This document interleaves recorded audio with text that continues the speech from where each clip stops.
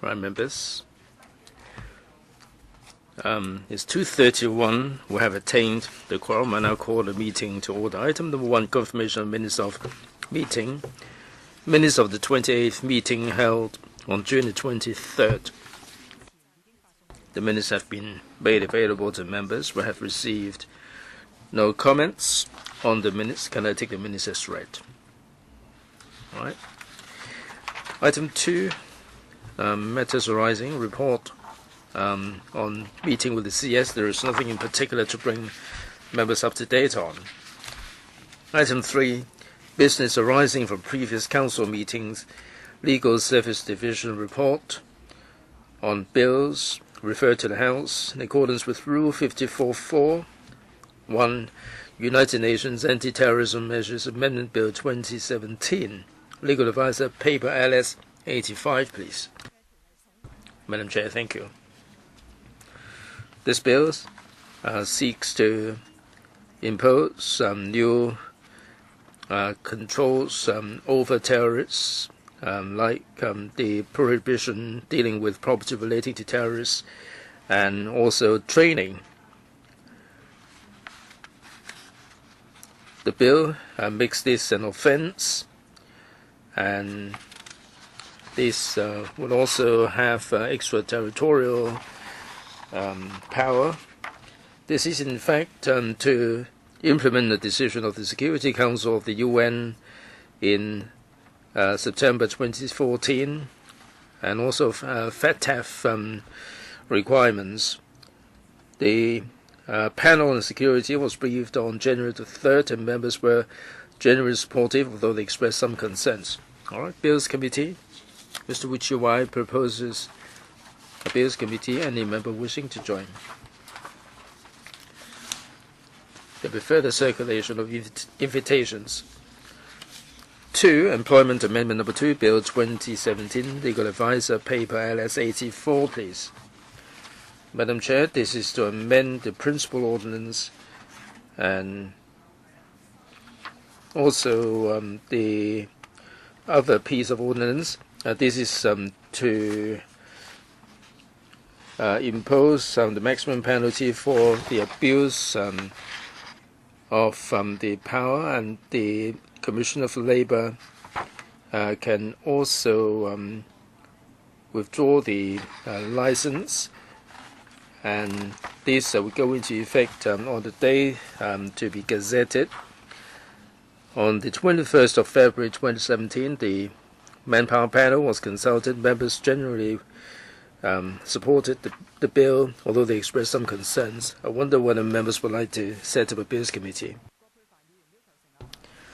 Dr. Elizabeth Kwok so proposes, so did Dr. Fernando Cheung. Dr. Lau Shalai, Dr. Fernando Cheung would like to join. There will be further circulation. B. Legal Service Division report on subsidiary legislation gazetted on June the 23rd and tabled on June the 28th. Legal Advisor, please. Paper LS 86. Madam Chair, there are 6 items in the paper, LN 129 to 133. The Electoral Affairs Committee imposes new conditions regarding electrical election, DC election, election committee election, CE election, rural representative election. This is about the identity documents that will be inspected by the presiding officer. They include the identity document, acknowledgement application, passport, and so on. And in the electoral election report, there is an element of proof of elector's identity. This will go into effect on the 1st of December 2017, and members, the CA panel was consulted, and members did not raise any objection. Right, SC, Mr. Horton Chow proposes. Any member wishing to join? there be further circulation of invitation. Next, item 6, please, legal advisor. That's Public Health and Municipal Services Ordinance Public Pleasure Grounds Amendment to 4 Schedule Order 2017. And this is to set aside 10 places in Hong Kong, Kowloon and NT for use as public pleasure grounds. And the management and control of these places will be vested in the director. And one children's playground has been or ceases to be set aside for use for this purpose, and this goes into effect on the day of publication in the Gazette, i.e. June the 23rd. SC, no. All right, just a reminder that for amendments, the deadline is the second legislative meeting in the next session. Item 4, further business for the council meeting of July 5th, tabling of papers. Report number 23, stroke 16 to 17, regarding subsidiary legislation and other instruments. There are 3 items, and the amendment period will end on July 5th. Financial Institutions Resolution Protected Arrangements Regulation, Financial Institutions Resolution Ordinance Commencement Notice. The chairman of the SC, Mr. Chen Zhenying, indicated his intention to speak on those 2 items. So as chair of the House, I will be moving a motion to take note of the 2 items. B, members' motions. Proposed resolution by Mr. Jeremy Tam under Section 3 of 34.4 of the IGCO in relation to the following 2 items: Hong Kong Civil Aviation Investigation of Accidents Amendment Regulation 2017 and Air Navigation Hong Kong Order 1995 Amendment Order 2017. And this is to extend the scrutiny period to the first meeting of the next session.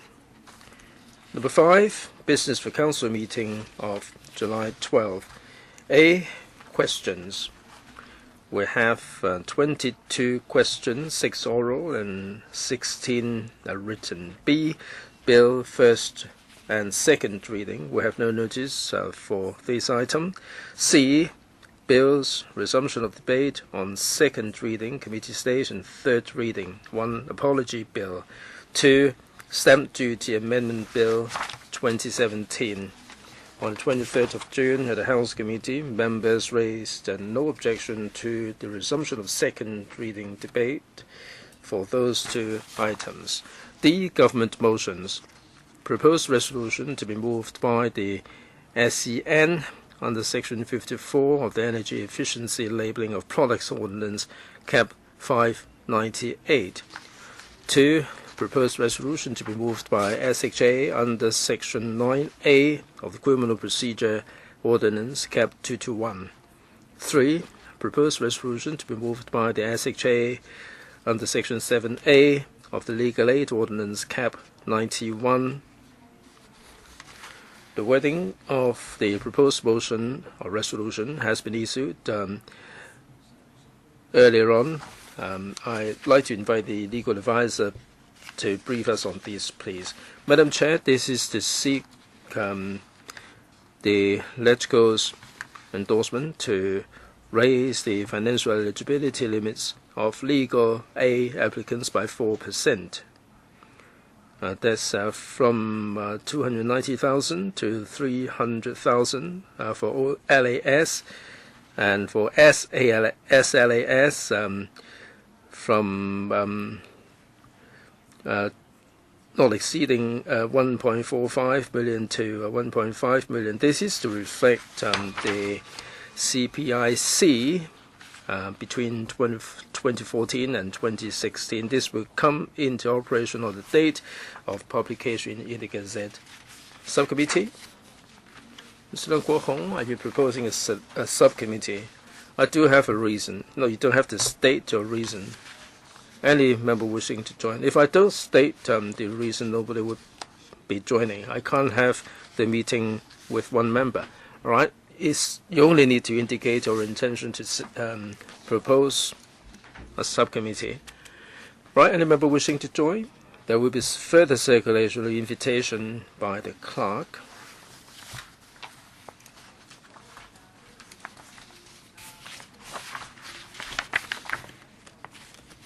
If we have the right number of members, then normally we would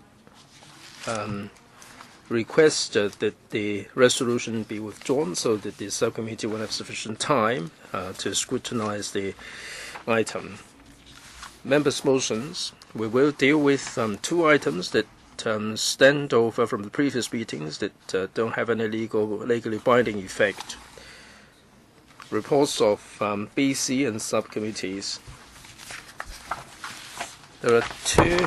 There is a list. The amendment may be made by July 12. If members would like to speak, please do so no later than July the 4th before 5. Report of the subcommittee on Waterworks Amendment Regulation 2017. Mr. Leung Chi-chung, Chairman of the SC. Madam Chair, the amendment regulation seeks to amend the Waterworks Regulation in the light of the COI's recommendations to update the requirements of pipes and fittings in fire services and inside services to specify the applicable international standards for technical requirements. The SC has held 3 meetings, including 1 public hearing. Basically, we discussed the implications of the regulation on the trade, the time taken to approve plumbing works and measures to fast-track the application, as well as the way to monitor the compliance with the specified standards. We also discussed whether the opportunity should be taken to regulate materials or devices that have not been incorporated but are related to water quality and safety. For example, coating inside the surface of the faucets, water tanks in buildings, dispensers and water pumps. The subcommittee generally supports the regulation. Some members pointed out that to comply with the legislative requirements, quite inevitably it will incur higher costs for plumbing works which will be borne by the public. In the light of the concerns over water quality and safety, the administration will be moving certain amendments. Groups 1 and 2 will amend the WWR Section 28, 22 and 25(2) to clearly and consistently provide that the Water Authority, in exercising its power under the regulation to deal with deviation from specifications or relaxation, the decision must be based on supply efficiency and water quality. And the third group of amendment is about Schedule 2. First, to remove the brittle cast line from the list of materials for making pipes. 2, to add a footnote to Part 1, Para 23, to provide that the standard for non-metal materials in pipes and fittings are only applicable to specific devices in Parts 2 and 3. For example, faucets, valves, water tanks, and the non-metal materials there. 3, as the testing pressure and the material requirements of faucets and stop valves have been set out in the standards in Part 2. Part 2, Para 1 will be deleted to avoid an unnecessary confusion. And fourth, in Part 4, a new paragraph will be added to clarify the fact that water from heater in this part is not for human consumption. The subcommittee will be moving 2 amendments. First, to regulate pumps that cause undesirable impact on water quality and supply efficiency, and 2, to regulate the materials for connecting inside service and dispensers. Members feel that these 2 devices have to do with water quality and safety, and therefore they have to be regulated. As regards the 2 amendments, the administration is of the view that priority should be given to the updating of the existing provisions regarding pipes and fittings. If new provisions are added, the administration will need time to scrutinize the standards and consult the trade, and therefore these should be left to the next stage of comprehensive review for consideration. The subcommittee will be submitting a written report for members' information. Thank you, Mr. Leung Chi-Cheng. I just want to remind members that for the regulations scrutinized by the subcommittee, the deadline to give notice to make amendments will be the 5th of July, a Wednesday, because the scrutiny period will end on the 12th of July. Next, position on bills committees and subcommittees. As of the 29th of June, Thursday, 11 bills committees are underway, and then there are 12 subcommittees under the House Committee, and 5 subcommittees studying policies under the panels. On the waiting list, we have got 8 subcommittees to look at policies. Item 8, report of the delegation of panel on development on the duty visit to Dongjiang River Basin. Mr. Tommy Chiang. Madam Chair, members, the delegation of the development panel visited Dongjiang River Basin on the 14th and 15th of April this year. This is a duty visit so as to understand the operation of the water supply systems of Dongjiang Water, as well as the measures taken by the Guangdong authorities to protect the quality of Dongjiang water. The delegation visited Xingfengjiang Reservoir in Heyuan, the Greenway in Huizhou, Taiyuan pumping station in Dongguan, and bio-nitrification plants at Shenzhen Reservoir. We understood the various measures taken up by the Guangdong authorities to protect water quality. For example, within the reservoir zone of Xingfengjiang Reservoir, there is the prohibition of highway construction as well as the prohibition of polluting industries. Since 2003, Dongjiang water has been carried by a dedicated aqueduct from Taiyuan pumping station to Shenzhen Reservoir, and this can reduce the chance of getting polluted. And in 2016, comprehensive remediation project for the water environment of the Shaoguan River Basin was carried out by the Shenzhen authority to desilute the river channel and to intercept the contaminated water so as to further protect the quality of Shenzhen Reservoir. We had talks with the Water Resources Department of the Guangdong Province and the Dongjiang River Basin Administration. We talked about the price, quality, and distribution of Dongjiang water. We hope that the next time the Hong Kong government negotiated with the Guangdong Authority concerning the following Dongjiang water supply agreement, we should fight for the best conditions and prices. This is a precious opportunity. This is about an important lively issue, and we are able to pay a visit in person. As to the details and the observations, they can be found in our report. I will urge the House Committee to note our report. Thank you, Mr. Tommy Zhang. AOB, item 9. We haven't got anything under AOB, so meeting adjourned. Thank you.